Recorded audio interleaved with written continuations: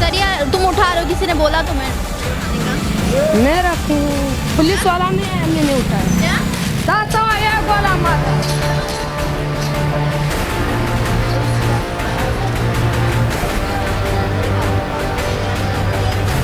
अस्सलामुअलैकुम। प्रोग्राम सीधी बात फातिमा अख्तर के साथ, मैं हूँ फातिमा अख्तर। आज जिस तरह से आप देख रहे हैं ये बर्बादी की कहानी, ये दास्तान मेरे पीछे, मेरे आगे और मेरे अतराफ़ में, मगर इस बर्बादी से किसी का तो नुकसान हुआ ही है। ताजरों का, दुकानदारों का नुकसान हुआ है। मगर आज मुकदमा न्यूज़ आपको कुछ अलग दिखाएगा, और वो ये दिखाएगा कि आप ये देखें मेरे पीछे ये बहुत बड़ी तादाद में लोग मौजूद हैं। दुकानदारों का नुकसान हुआ मगर इनका फ़ायदा हो रहा है। अब पुलिस या इदारे कहाँ मौजूद हैं? ये सरिया चोरी किया जा रहा है, और सरिया के साथ जो इनको लगता है कि ये काबिले फ़रोख्त है, जो बिक सकती हैं चीज़ें, वो ये उठा रहे हैं और ये बेच देंगे। तो आज हम इनकी कहानी आपको सुनाएंगे, मेरे साथ चलिए।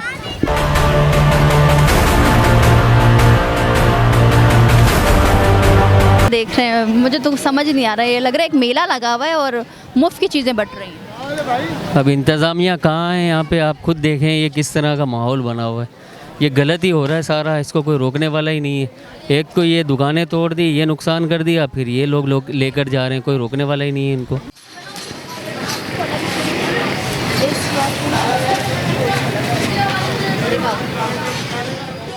फ़ायदा होगा सर? फ़ायदा नुकसान तो अब तो हो गया है ये, लेकिन इस चीज़ को तो रोके ना। इस तरह कोई ये कोई हमारा माशरा और ये सब इजाज़त देता है जो सब चीज़ें हो रही हैं? ये लोगों के लाखों रुपए के सामान है जो ये उठा कर लेकर जा रही है। पुलिस कहाँ पर है? हमने देखा 3 दिन तक, जब तक ये तजावुज़ात शुरू होने से पहले पुलिस आई, कल तक पुलिस थी, आज हमें पुलिस नहीं दिख रही। अब पुलिस कोरोना के चक्कर में सारे शहर में लॉकडाउन है तो वहाँ लगी हुई है, इनको मौका मिल गया है। अब ये यही कर रहे हैं कि जो हाथ में आ रहा है सब लेकर जा रहे हैं। आपके सामने देखें, सारे अफ़गानी है, ये सारा माल लेकर जा रहे हैं। लोगों का लाखों रुपए का लकड़ी का सामान है, सारा सामान है। वो दुकानदार तो नहीं लेकर जा रहे, लेकिन ये देखें, ये सुबह से लगे में लोग लूट कर लेकर जा रहे हैं।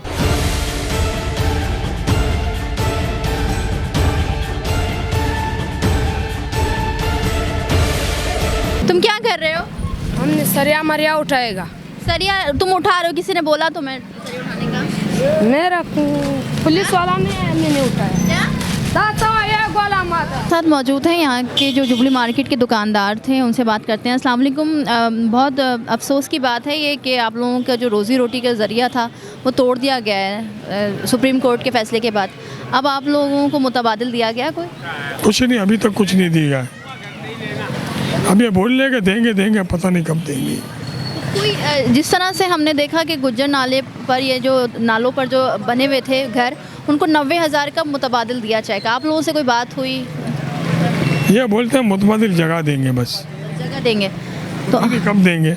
जब कब्रिस्तान पहुंच जाएंगे जब देंगे। सर क्या फ़ैसला सही है गलत? ये गलत हुआ ना, इनको हमको टाइम देना चाहिए था। ठीक है, दुकानें गिरी हैं, 4-6 दुकानें गिरी हैं, इनको हमको 3 महीने का 6 महीने का टाइम देना चाहिए कि आप अपना रोज़गार की तलाश कर ले। फिर हम एक टाइम नहीं दिया इन्होंने। किसी से कोई पैगाम देना चाहेंगे चीफ जस्टिस साहब? पैगाम ये कि ये बेचारे सब बेरोज़गार हो गए, सब बिल्कुल लो क्वालिटी के लोग थे सब। कितनी दुकानें थी सर? 164। मतलब 164 ख़ानदान बर्बाद हो? नहीं, खानदान खाली नहीं, उसमें एक 3-3 खानदान थे एक दुकान, किसी में 4, किसी में 3। आप इनसे कहेंगे इसका ऑल्टरनेट दिलवाएं ना, इसका मुतबादिल, फिर काम बनेगा। आप दुकानदार हैं? हाँ, मैं भी दुकानदार था, अब नहीं हूँ, अब मैं इस मार्केट में हूँ, कोहिनूर शॉपिंग सेंटर में। हाँ, मुतबादिल अभी तक कोई भी ऐसी कोई बात नहीं हुई? कराची ताजिर इत्तेहाद वाले भी यहाँ थे मौजूद? मिला, पहले किसी को नहीं मिला, ना अब इनको मिलेगा। ये सिलसिला चलता रहेगा। जो परेशान है वो और परेशान होते रहेंगे किसी ना किसी सूरत में, कभी लॉकडाउन में, कभी तोड़ फोड़ में।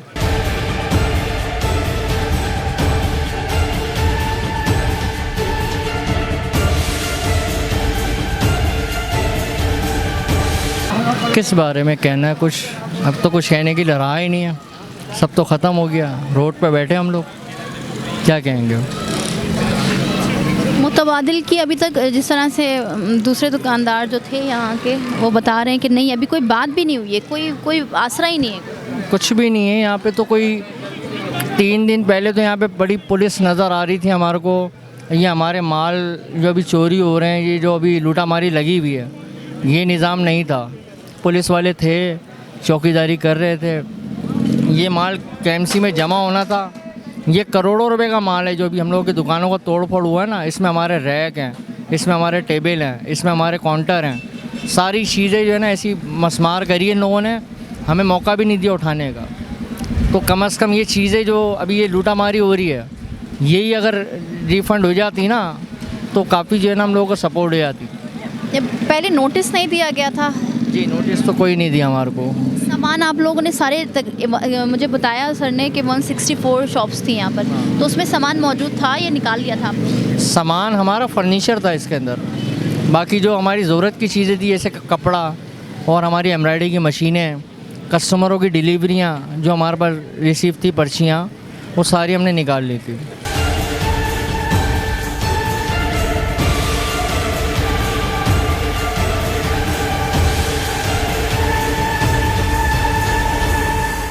जी, जुबली मार्केट के नायब सदर और जनरल सेक्रेटरी भी हैं थे। अब तो ये मार्केट ही नहीं रही जो बनी उसके बारे में दे दो। ये सर अब तो सब कुछ ख़त्म हो गया। अब क्या मुतालबा करते हैं, किससे मुतालबा करते हैं? देखें, बस मैं ये कह सकता हूँ कि अब जो लोग आ रहे हैं तो ऐसा महसूस हो रहा है कि मैयत हो गई है। मैयत होने के बाद जो है एक रस्मी तौर के ऊपर आके फातिहा ख्वानी की जा रही है अफसोस के लिए। बाकी अब हमारे साथ तो ये पोजीशन है कि ना हमारे पास बिछाने के लिए चादर है, ना ओढ़ने के लिए चादर है। अपने यहाँ के मासूम शीरख्वार बच्चे हैं, उनके लिए हमारे पास इतना भी अब पैसा नहीं है कि हम उनकी जो है ना दूध का कुछ डब्बा ला के उनको पिला सकें। आप लोगों के सामने सब अफसरदा हैं। हम किससे मुतालबा करें?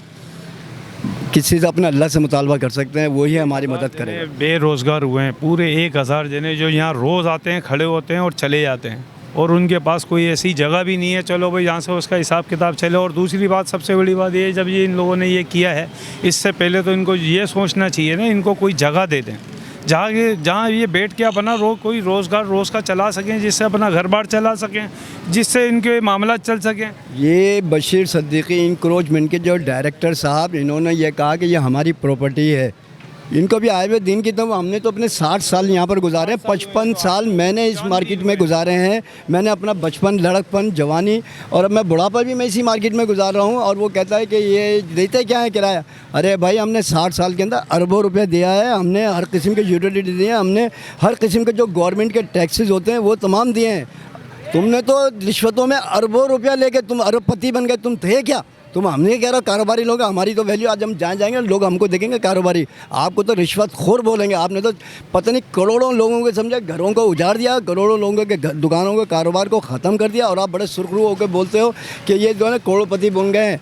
अरे भाई, आपके सामने करोड़पति हैं, सामने नज़र आ रहे हैं। हम करोड़पति नहीं बने, हम जो है ना लोगों की खिदमत कर रहे थे, हम टैक्सेस दे रहे थे। हमारे टैक्सों से गवर्नमेंट के पास जाता था, जो मुल्क की तरक्की होती थी। टैक्सेस दे रहे हैं। कराची का हर एक कोना, हर एक नुक्कड़ जिसको हम कह सकते हैं, वो अरबों रुपए जनरेट करता था। साल के अरबों खरबों रुपए जाते थे। माशी हब है। इस तरह से जुल्म किया जा रहा है, मुतबादिल नहीं दिया जा रहा। सिंध हुकूमत कितनी जिम्मेदार है?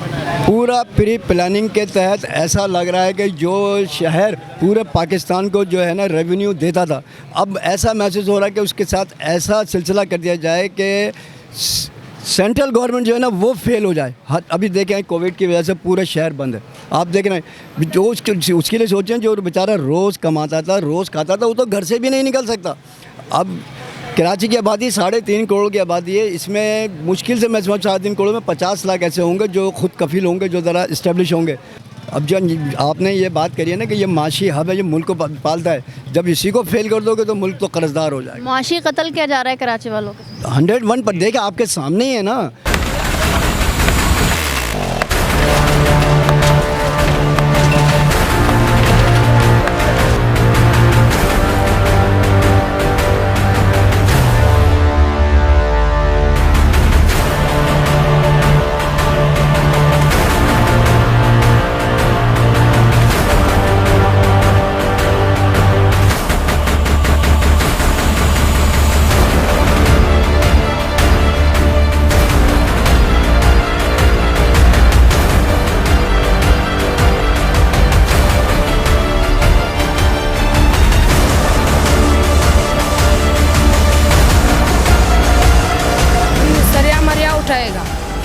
तुम उठा रहे हो, किसी ने बोला तुम्हें?